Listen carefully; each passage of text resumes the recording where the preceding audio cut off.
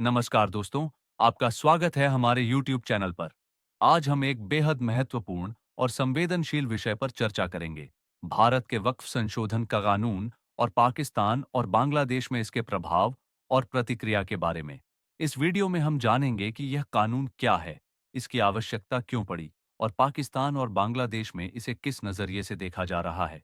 तो बिना समय गंवाए, आइए जानते हैं इस कानून के बारे में और उसके अंतर्राष्ट्रीय प्रभावों के बारे में।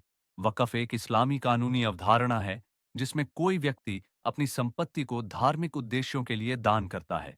इस संपत्ति को वक़्फ़ संपत्ति कहते हैं और इसे आम तौर पर मस्जिदों, मदरसों, शैक्षिक संस्थाओं, अस्पतालों और समाज कल्याण कार्यों में इस्तेमाल किया जाता है। भारत में वक़्फ़ अधिनियम 1554 में लागू हुआ था, जिसका उद्देश्य वक़्फ़ संपत्तियों की देखरेख और प्रशासन के लिए एक नियामक ढांचा तैयार करना था। अब बात करते हैं भारत के वक़्फ़ संशोधन का कानून 2021 की। इस कानून को संसद में पारित किया गया था और इसका मुख्य उद्देश्य वक़्फ़ संपत्तियों की बेहतर देखरेख और प्रबंधन को सुनिश्चित करना है।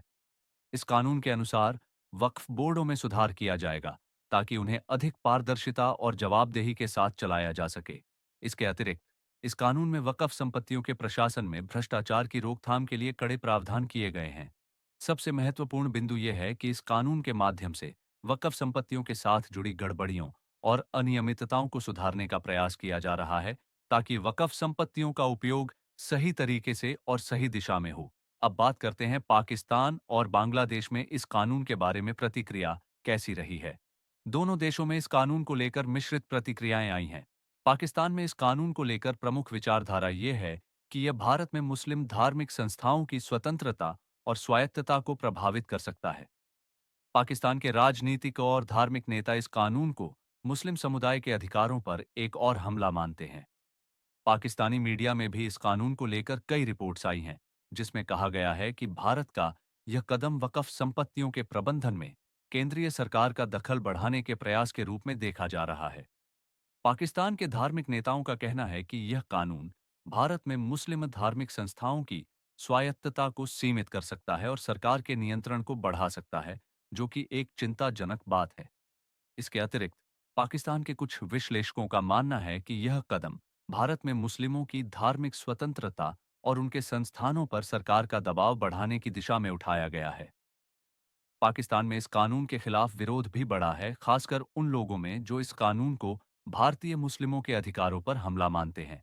बांग्लादेश में भी भारत के वक़्फ़ संशोधन का कानून को लेकर एक ही तरह की चिंता और आशंका व्यक्त की जा रही है। हालांकि बांग्लादेश सरकार ने इस मुद्दे पर आधिकारिक प्रतिक्रिया नहीं दी है, लेकिन बांग्लादेश के नागरिक समाज और मीडिया में इस कानून को लेकर कई सवाल उठाए जा रहे हैं। कुछ बांग्लादेशी पत्रकारों और बुद्धिजीवियों का मानना है कि यह कानून भारतीय मुस्लिमों की धार्मिक स्वतंत्रता को खतरे में डाल सकता है। वहीं कुछ लोग इसे भारत सरकार द्वारा मुस्लिम संस्थाओं पर नियंत्रण बढ़ाने की कोशिश के रूप में देख रहे हैं। बांग्लादेश में कुछ उल्लेमा और धार्मिक संगठनों ने इस कानून के खिलाफ चिंता व्यक्त की है, क्योंकि वे इसे भारतीय मुस्लिमों की आत्मनिर्भरता पर हमला मानते हैं। हालांकि बांग्लादेश के कुछ विश्लेषकों का यह भी कहना है कि भारत के इस कदम से धार्मिक और सांप्रदायिक तनाव को बढ़ावा मिल सकता है, जो कि दोनों देशों के बीच रिश्तों के लिए एक नया सिरदर्द बन सकता है। भारत के वक़्फ़ संशोधन कानून के अंतर्राष्ट्रीय प्रभाव को समझने के लिए हमें यह देखना होगा कि यह कानून केवल पाकिस्तान और बांग्लादेश तक ही सीमित नहीं है, बल्कि इसका प्रभाव पूरे दक्षिण एशियाई क्षेत्र में पड़ सकता है। भारत के मुस्लिम समुदाय के लिए यह कानून कई मायनों में महत्वपूर्ण हो सकता है, क्योंकि इसका उद्देश्य वक़्फ़ संपत्तियों के प्रशासन में पारदर्शिता और स्पष्टता लाना है।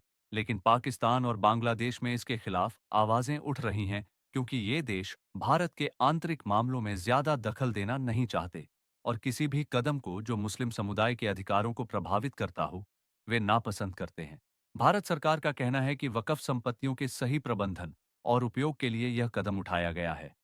उनका यह भी कहना है कि इस कानून का उद्देश्य वक़्फ़ संपत्तियों के गलत इस्तेमाल को रोकना है, ताकि वे सही स्थानों पर सही उद्देश्य के लिए उपयोग में लाया जा सके। भारत में वक्फ बोर्डों के भ्रष्टाचार और गड़बड़ियों के चलते कई धार्मिक और शैक्षिक संस्थाएं प्रभावित हो रही थीं। ऐसे में यह कानून उन समस्याओं को दूर करने की दिशा में एक कदम है। अब सवाल यह उठता है कि इस कानून के बाद पाकिस्तान और बांग्लादेश में स्थितियां क्या होंगी? क्या भारत के इस कदम से इन देशों के साथ भारत के रिश्तों में कोई नया तनाव पैदा होगा?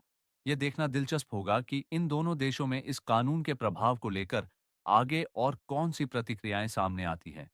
भारत और पाकिस्तान के बीच पहले से ही कई मुद्दों पर तनाव है और अब वक़्फ़ संशोधन का कानून इसे और बढ़ा सकता है। वहीं बांग्लादेश के संदर्भ में भी इस कानून के प्रभाव को लेकर चिंता जताई जा रही है, लेकिन बांग्लादेश सरकार ने अभी तक कोई आधिकारिक बयान नहीं दिया है। दोस्तों, भारत के वक़्फ़ संशोधन का कानून का पाकिस्तान और बांग्लादेश में कैसे स्वागत किया जा रहा है, यह एक जटिल और संवेदनशील मुद्दा है। इसके प्रभाव से न केवल भारतीय मुस्लिम समुदाय पर असर पड़ेगा, बल्कि दक्षिण एशिया के राजनीतिक समीकरण भी बदल सकते हैं। आपको क्या लगता है, इस कानून का पाकिस्तान और बांग्लादेश पर क्या असर पड़ेगा? क्या भारत की सरकार सही कदम उठा रही है या इसे लेकर और अधिक विचार विमर्श की आवश्यकता है? आप अपनी राय हमें कमेंट सेक्शन में जरूर बताएं। अगर आपको हमारा वीडियो पसंद आया हो तो कृपया लाइक और सब्सक्राइब करना ना भूलें। धन्यवाद।